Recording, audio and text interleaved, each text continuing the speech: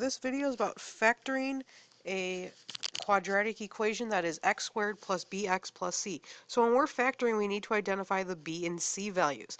The b value is going to be the coefficient that's in front of the x, and the c value is going to be the constant, so the number that's by itself. We need to determine what factors are going to multiply to the c value and add to the b value. Once we determine those, we're going to put the factors each with the variable in parentheses. So in number 1, we have x squared plus 11x plus 30. So when I look at that problem, I need to figure out what are two factors that multiply to 30 and add to 11. So if I think in numbers that multiply to 30, the first one that comes to my mind is 3 and 10. Now, 3 and 10 does not work because that does not add to 11. So I need to think of something else that multiplies to 30. 5 and 6. Well, 5 plus 6 is equal to 11, and 5 times 6 is equal to 30. So in our parentheses, we're going to put one of each variable, which in this case is an x, with one of each number. Because they are positive numbers, we're going to put plus signs with it.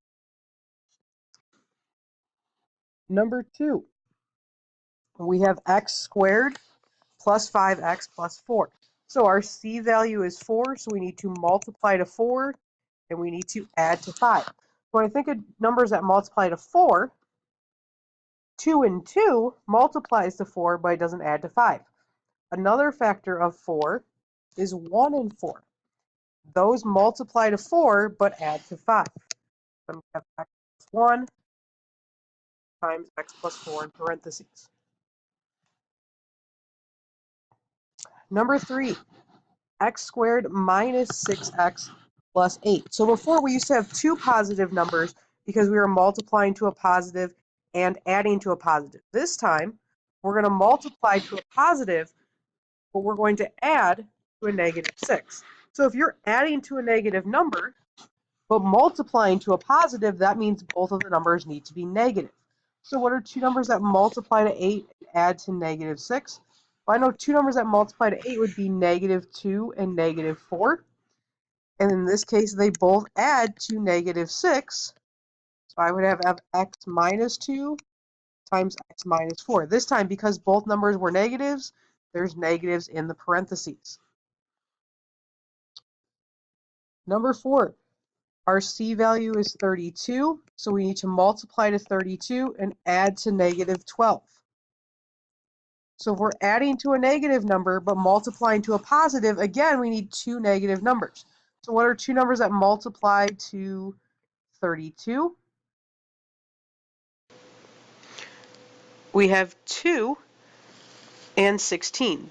So if I make both of those negative, those actually add to negative 18. So that's not going to work. Two other numbers that multiply to 32 are 8 and 4, which would both have to be negative. So when I have negative 8 and negative 4, those do add to negative 12. So it meets both of our conditions. It multiplies to 32 and it adds to negative 12. So we would have x minus 8 times x minus 4.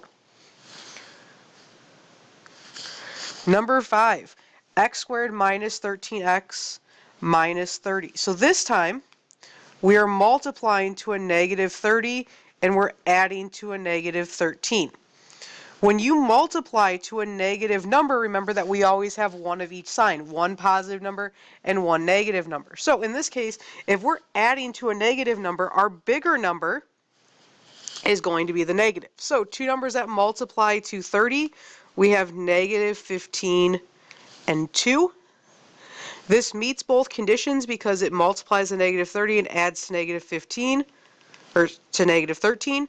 So we have x minus 15 and x plus 2. So remember, in parentheses, they keep the signs that they had when we were determining the two conditions.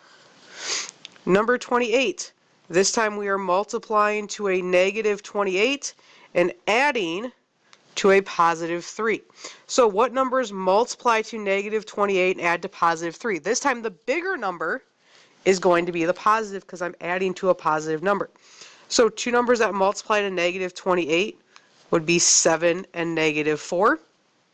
And in this case, they add to 3, so we would have x plus 7 times x minus 4. Let's look at one more example. In number 7, we need two numbers that multiply to negative 20 and add to 1, because if there's no number in front of there, it's a 1. So two numbers that multiply to 20 are 4 and 5. But one of them has to be negative, and because we're multiplying to we're adding to a positive number, our bigger number needs to be positive. So we would have x plus 5 and x minus 4. So a couple of things to keep in mind. There's basically 4 things that can happen when we're factoring. So we have our c value, our b value, and our factors. If the c value is positive and the b value is positive, both factors will be positive. If the c value is positive but the b value is negative, then both of our factors have to be negative. If the c value is negative but the b value is positive, we're going to have one of each factor. So we're going to have a positive and we're going to have a negative, but because we're adding to a positive number, the positive is going to be the bigger number and the negative is going to be the smaller number. If we have c is negative and b is negative, then we're going to have the positive number being the small number and the negative number being the big number.